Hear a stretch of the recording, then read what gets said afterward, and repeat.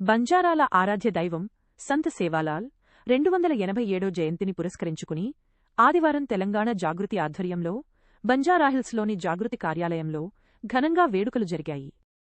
ఈ కార్యక్రమంలో జాగృతి అధ్యక్షురాలు కల్వకుంట్ల కవిత పాల్గొని సేవాలాల్ విగ్రహానికి ప్రత్యేక పూజలు నిర్వహించారు. అనంతరం భోగ్ బండార్ కార్యక్రమం జరిగింది.